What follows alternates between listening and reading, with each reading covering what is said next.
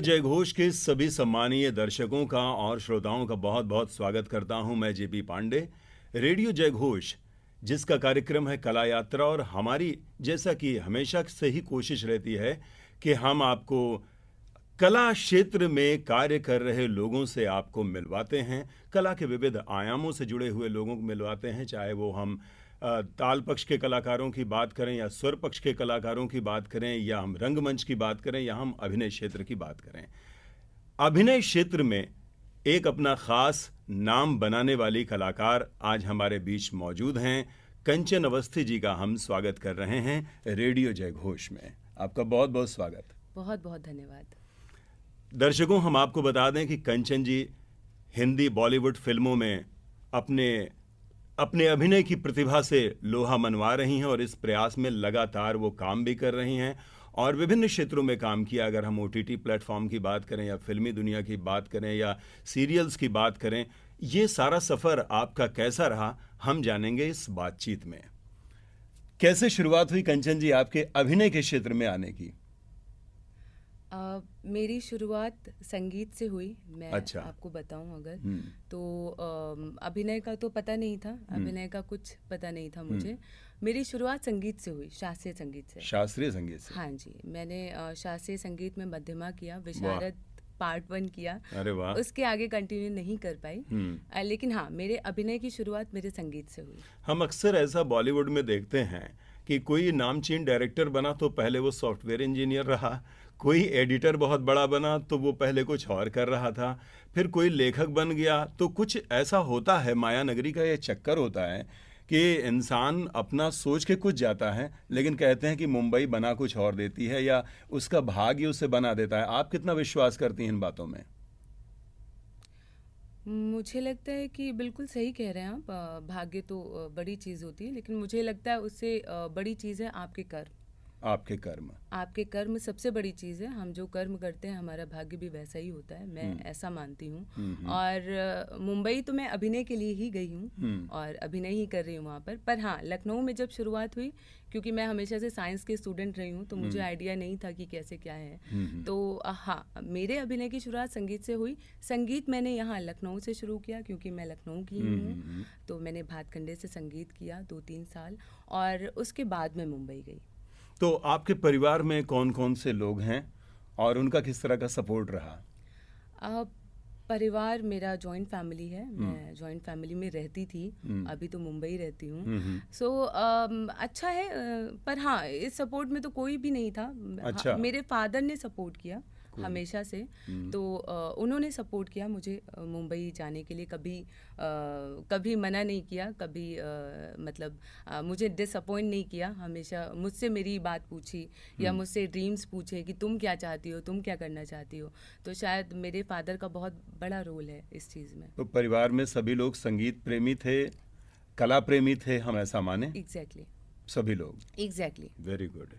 ऐसा ही होता है कि परिवार में जब लोग कला प्रेमी होते हैं तो कहीं ना कहीं बच्चों की क्या सोच है और वो किस दिशा में जाना चाहते हैं, तो अक्सर ऐसा होता है कि बच्चे अपने माँ बाप में से किसी न किसी एक को अपने पाले में कर लेते हैं और फिर धीरे धीरे उनकी जो चीज़ें होती हैं वो कामयाब हो जाती हैं। मुझे पाले में करने की ज़रूरत नहीं पड़ी बिकॉज मेरे फादर ने मुझे हमेशा सपोर्ट किया और फैमिली का भी पूरा सपोर्ट है। बट हाँ, जब शुरू में मुंबई जाना था तो शायद सिर्फ पापा का सपोर्ट था और किसी का नहीं था। क्योंकि होता है ना, जब जॉइंट फैमिली में आप होते हैं और वहाँ से आपका लक्ष्य मुंबई का अभिनय का बने और उस पर भी बात ये हो कि आप एक महिला हैं।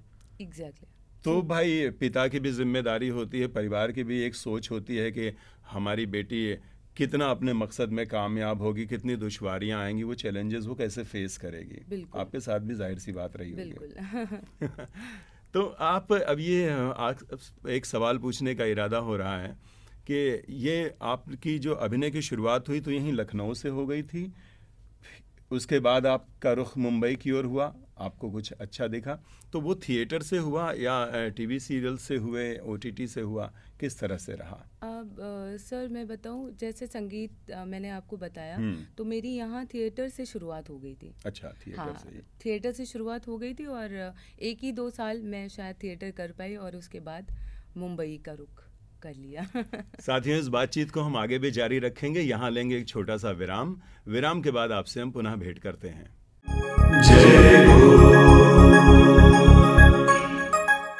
मित्रों, रेडियो जय घोष के कार्यक्रम कला यात्रा में आपका पुनः स्वागत करता हूं और मैं आपको बता दूं कि हमारे बीच लखनऊ की कंचन अवस्थी जी हैं, जो कि अभिनय के क्षेत्र में मुंबई तक दस्तक दे चुकी हैं। अब हम जानते हैं उनके किए गए कार्यों के बारे में। तो कौन कौन से आपने सीरियल किए? एक फिल्म मुझे याद आती है, मैंने देखी भी है, शायद अगर मैं गलत नहीं और पहचान अगर रहा हूँ ठीक ठाक, तो वो फिल्म थी गन वाली दुल्हनिया, शायद। जी जी, है ना? बिल्कुल बिल्कुल। जी, तो अब आप कुछ बताएं। बिल्कुल सही फिल्म देखी आपने। और ये फिल्म अभी 2 साल पहले रिलीज़ हुई थी।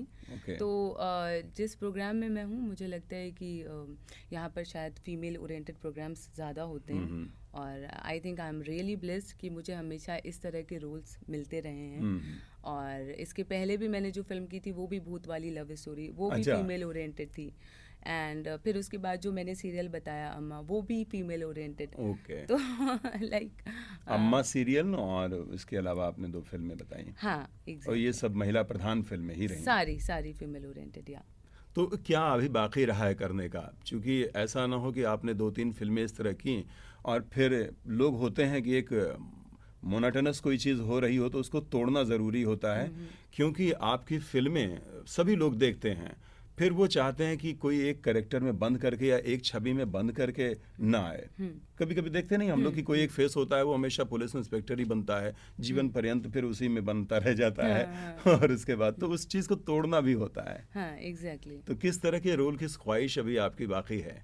बट ऑलरेडी मुझे लगता है ऐसी कोई इमेज मेरी नहीं है। बट हाँ, मुझे जो भी कैरेक्टर्स मिलते हैं फीमेल ओरिएंटेड मिलते हैं। और मैंने बहुत तरह के रोल्स अभी तक किए हैं। और जो अभी करने की ख्वाहिश है, तो आई थिंक ये मेरी शुरुआत है। ये शुरुआत है। एग्जैक्टली। और सही बात होता है कि हर एक ओपनर को हर रोज एक शुरू से रन बनाना पड़ता है True. अपनी टीम को विजय दिलाने के लिए। कहानी पर क्या आपकी फोकस रहता है? कहानी किस तरह की हो, कैसी कहानी का चयन करना हो? जब आपके सामने स्क्रिप्ट आती होगी तो सोचते भी तो होंगे। एग्जैक्टली। अब ऐसा तो नहीं है कि हमें शुरुआत करनी है तो हम कुछ भी करें। नहीं, कुछ भी तो में तो फिर हाँ, कुछ भी होता है। तो फिर कुछ भी होता है। तो वो Exactly. आपका क्या फोकस रहता है उस वक्त? मुझे लगता है कि कंटेंट अच्छा होना चाहिए। कंटेंट अच्छा होना चाहिए। कंटेंट अच्छा होना चाहिए, बिकॉज जो भी फिल्म या जो भी कॉन्सेप्ट होता है, अगर आपका कंटेंट नहीं क्लियर है तो आप कितना भी पैसा खर्चा कर लो, बजट लगा लो, कंटेंट नहीं अच्छा है तो वो पब्लिक उससे कनेक्ट ही नहीं होती है। तो मुझे लगता है सबसे पहले फिल्म का कंटेंट होना चाहिए। देन ऑफ कोर्स परफॉर्मेंस तो मस्ट है। अगर परफॉर्मेंस नहीं है तो आप ऑलरेडी यही सोचते हो क्या हो रहा है, मज़ा नहीं आता। तो सबसे पहले कंटेंट देखती हूँ। देन मुझे लगता है, क्योंकि 1-2 सब्जेक्ट ऐसे भी किए हैं मैंने जो अभी मार्केट में आने वाले हैं, जो पढ़ने के बाद मैंने कहा मैं नहीं कर पाऊंगी। मतलब मेरे ये खुद के शब्द थे। खुद के शब्द थे। मैंने कहा मैं नहीं कर पाऊंगी, बिकॉज इस तरह का रोल ना मैंने आज तक किया है, मैं नहीं कर पाऊंगी। बट लेकिन जो मेरे मेकर्स हैं, उनको मुझ पर बहुत ज़्यादा कॉन्फिडेंस था। उन्होंने कहा ये आप ही करोगी और अच्छा करोगी। और आज मैंने किया, बहुत अच्छा किया। वो अभी वो फिल्म मार्केट में आने वाली है, वेरी गुड, रिलीज पे है। तो मुझे इसीलिए लगता है कि ऐसा कोई रोल नहीं है जो मैं नहीं करना चाहूँगी, मैं करना चाहूँगी। और जैसा कि मैं हमेशा कहती हूँ कि ये ऐसा आर्ट है, ऐसा क्षेत्र है अभिनय का, कि यहाँ पर कुछ भी ये कर लिया तो हो गया, है ही नहीं।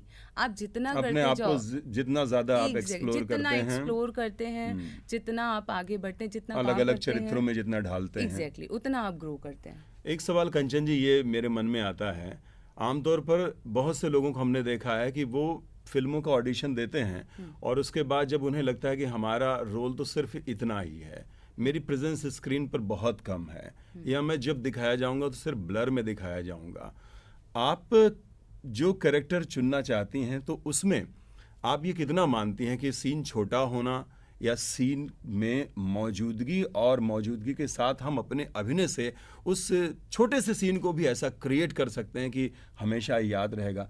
इन बातों पर कितना विश्वास करती हैं? सीन बड़ा होना चाहिए बिल्कुल, या छोटा हो लेकिन इम्पैक्टफुल हो? इससे एक किस्सा याद आता है मुझे। जब मैं ऑडिशन के लिए गई मुंबई शहर में, और पहली फिल्म का ऑडिशन था। फिल्म थी अंकुर अरोड़ा मर्डर केस। अच्छा। विक्रम भट्ट की फिल्म थी ये। और मैं ऑडिशन के लिए गई तो मुझे पता चला ये एक इंटर्न का रोल है। और क्योंकि ऑफ कोर्स मैं नई नई मुंबई गई थी, मुझे कुछ नहीं पता था कैसे क्या होता है, कैसे ऑडिशन करते हैं। मेरा फर्स्ट ऑडिशन था वो, और मुझे पता चला इंटर्न का रोल है, इतना इतना है, थ्रू आउट द फिल्म है। और थैंक गॉड कि वो फिल्म मुझे मिली, मैंने वो फिल्म किया।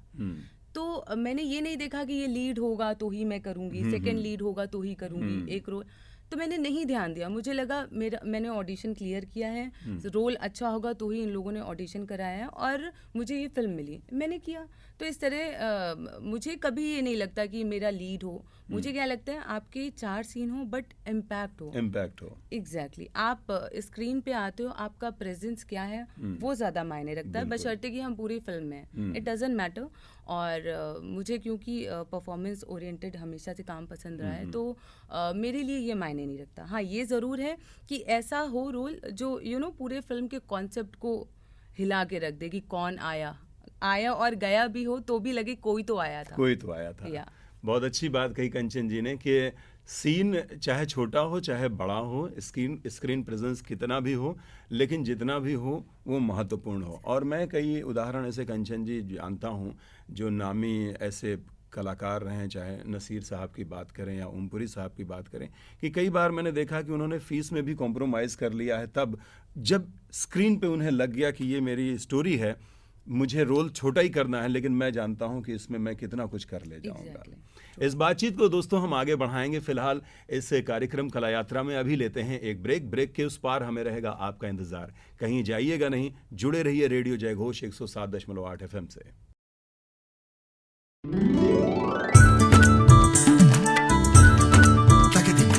दरिया पर्वत झरना जंगल शहर शिवालय मेला दंगल, आहा आहा है दरिया पर्वत झरना जंगल शहर शिवालय मेला दंगल। मस्त मुसाफिर मौज में है, मस्त मुसाफिर मौज में, फिरे लिए झोला झक्कड़, आहा घुमक्कड़ घुमक्कड़ आहा घुमक्कड़, आहा घुमक्कड़ घुमक्कड़ आहा घुमक्कड़ घुमक्कड़। एक बार पुनः कला यात्रा के इस अंक में हम आपका स्वागत करते हैं। आपको याद दिला दें, हमारे साथ हैं लखनऊ की कंचन अवस्थी। हम लखनऊ की बार बार इसलिए कह रहे हैं क्योंकि ये गर्व की बात है कि लखनऊ के लोग अब मुंबई में जा कर के, अब नहीं जाते तो एक शुरू से ही रहे हैं, लेकिन अब अपनी मजबूत पैठ भी बनाने लगे हैं। इसके पीछे लखनऊ में बढ़ता हुआ सिनेमा का दायरा भी है। हम आपसे गीत संगीत पर भी बातचीत करेंगे, चूँकि आपने गीत संगीत से शुरुआत की तो मैं चाहूँगा कि आपसे गीत भी सुनूँ। लेकिन पहले जो प्रश्न हमारे मन में आया है कि लखनऊ का सिनेरियो कितना बदला है सिनेमा के लेकर के, या हम ओवरऑल उत्तर प्रदेश की बात करें तो। मुझे लगता है कि पिछले 5-7 सालों में काफ़ी बदलाव आया है, जो कि हमारे फिल्म से जुड़े, मतलब फिल्मों के लिए बहुत ही कहते हैं ना उसे, बहुत ही प्लस है, एक्चुअली प्लस पॉइंट है इसके लिए। क्योंकि ऐसा नहीं है कि इन सब्जेक्ट्स पे पहले फिल्में नहीं बनती थी, पहले भी फिल्में बनती थी, सब्जेक्ट्स बनते थे, बट अभी जो 5-7 साल से, जब से योगी जी ने जो फिल्म नीति को शुरू किया है, फिल्म बंधु के माध्यम से जो फिल्म सब्सिडी देते हैं, आई थिंक उसकी वजह से लोग ज़्यादा अट्रैक्ट हो रहे हैं। हमारी मैक्सिमम फिल्में यहाँ पर शूट हो रही हैं उत्तर प्रदेश में। तो क्योंकि एक तो फिल्म सब्सिडी की जो बात है, सबसे बड़ी बात जो ये नीति चलाई गई है योगी जी की सरकार में, तो मुझे लगता है कि उसकी वजह से फिल्मों को बहुत बढ़ावा मिला है, फिल्म मेकर्स को भी एक एनवायरनमेंट मिला है, बहुत एनवायरनमेंट मिला। इवन यहाँ के लोकेशंस जो अभी अनटच हैं, जो कभी लोगों को पता ही नहीं था, लोग वहाँ जा जाकर शूट कर रहे हैं। तो मेरे ख्याल से लखनऊ के लिए एंड उत्तर प्रदेश के जितने भी स्टेट हैं, उत्तर प्रदेश के जितने भी जिले, शहर जिले, जितने भी डिस्ट्रिक्ट हैं, मुझे लगता है कि वहाँ पर हर जगह शूटिंग हो रही है।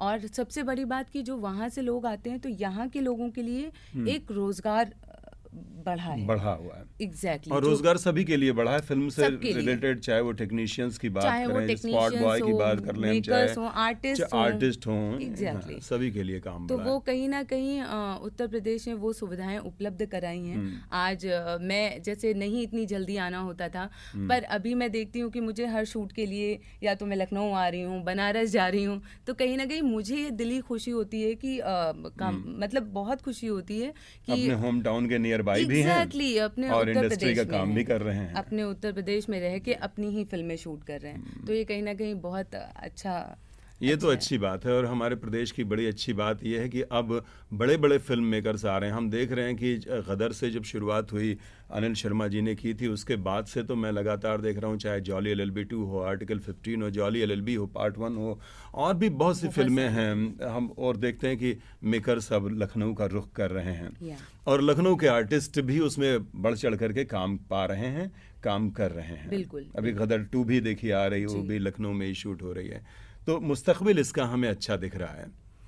अब हम बात करते हैं कि आपने शुरुआत की गीत संगीत सीखने से, और एक आर्टिस्ट के लिए, चाहे वो अभिनय फील्ड का हो या फिर वो गायन क्षेत्र का हो या संगीत का हो, उसे संगीत की नॉलेज होनी चाहिए, क्योंकि ये उसके अभिनय में भी काम आता है। अगर उसे अच्छे से गाना नहीं आता तो अपने ही चरित्र के लिए लिपसिंग अच्छा नहीं कर पाएगा वो, तो संगीत की जानकारी तो होनी चाहिए।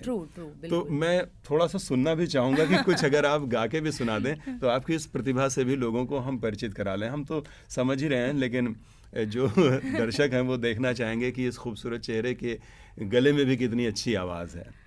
जी ज़रूर। जी, और कुछ भी आपका पसंद का जो। बिल्कुल बिल्कुल, मैंने बताया ना कि मेरी शुरुआत ही संगीत से हुई थी, और तो ज़रूर मैं, एक गाना है आशा जी का, वो उसके 2 लाइन बिल्कुल, स्वागत।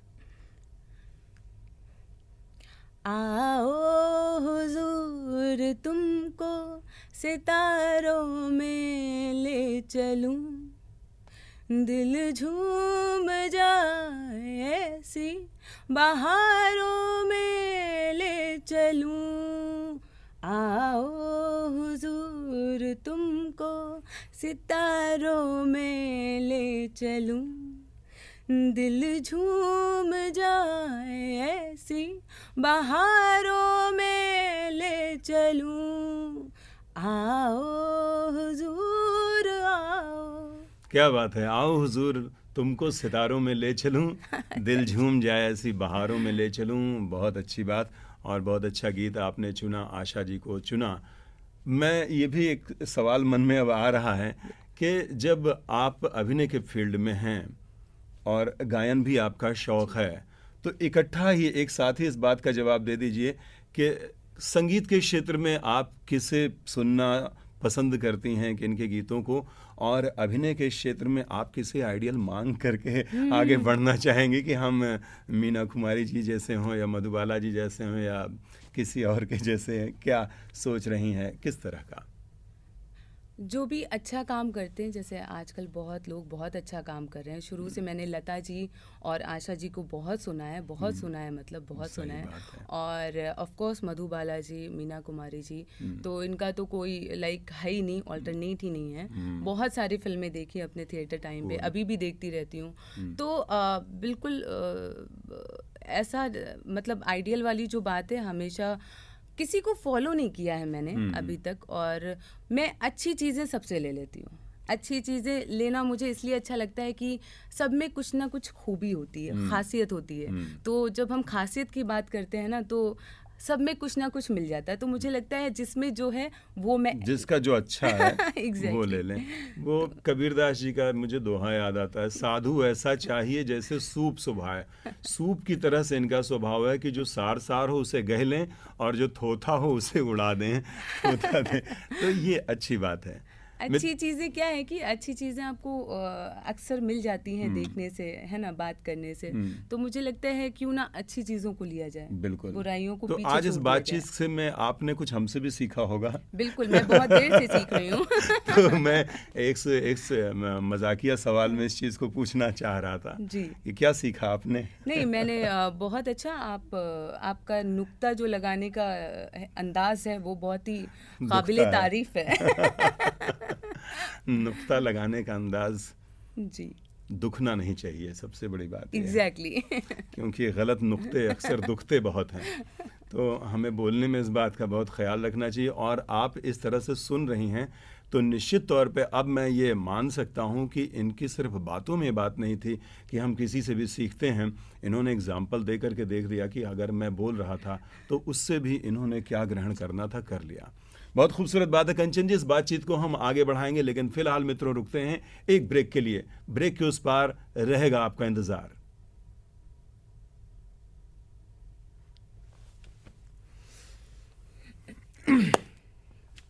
रोल। रेडियो जयघोष के सभी साथियों का हार्दिक अभिनंदन करता हूं मैं जेपी पांडे कार्यक्रम कला यात्रा में।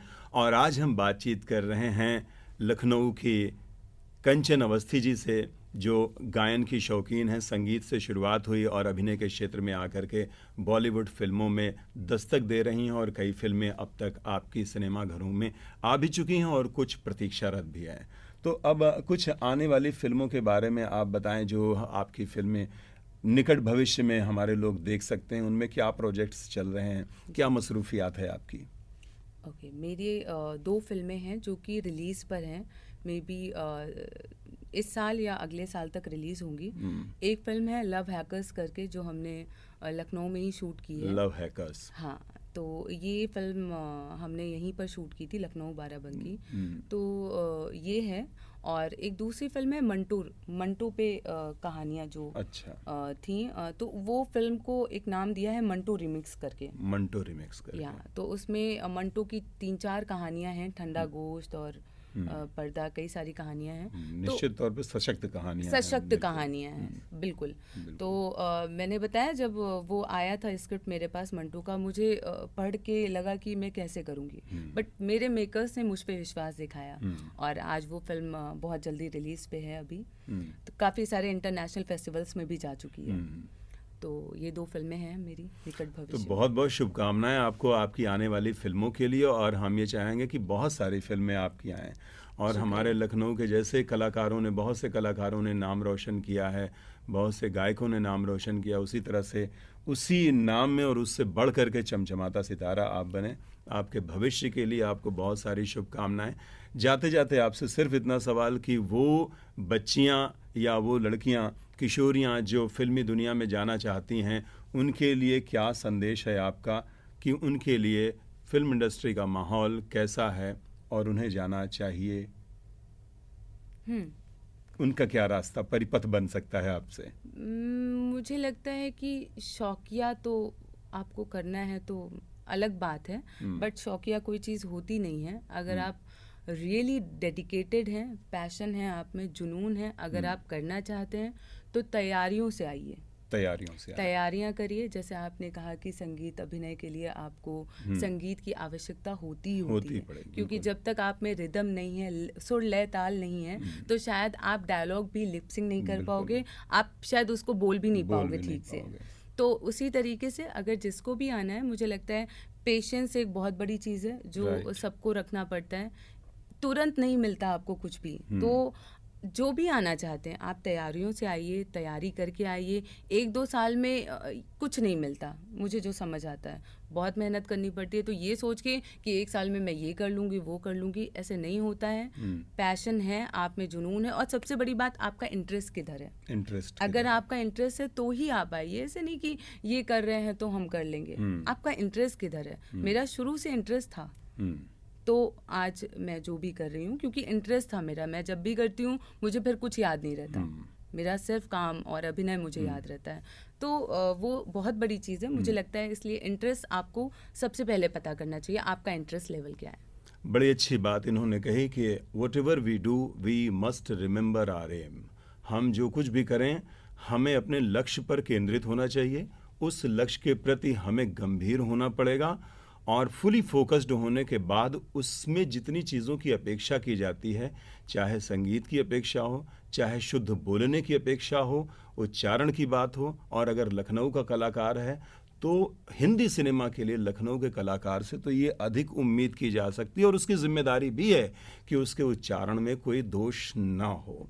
तो इन सारी बातों को लेकर के फुली फोकस्ड हो करके जो लोग अपने कला के क्षेत्र में जाना चाहते हैं उनके लिए ही मार्ग सरल होता है। लेकिन कहते हैं कि युद्ध में विजय पाने के लिए और युद्ध में कम से कम खून बहाना पड़े, इसके लिए ज़रूरी होता है कि आप रिहर्सल में अधिक से अधिक पसीना बहाएं। एग्जैक्टली। तो सफलता के इसी मूल मंत्र के साथ और आपको आने वाली फिल्मों के लिए आपके उज्जवल भविष्य की शुभकामनाओं के साथ इस कार्यक्रम में आपका आने के लिए हम आभार व्यक्त करते हैं। और जय घोष के श्रोताओं, आपसे भी हम अब अनुमति चाहते हैं अपने अगले अंक तक के लिए। आप जुड़े रहें रेडियो जय घोष 107.8 FM पर। नमस्कार। जय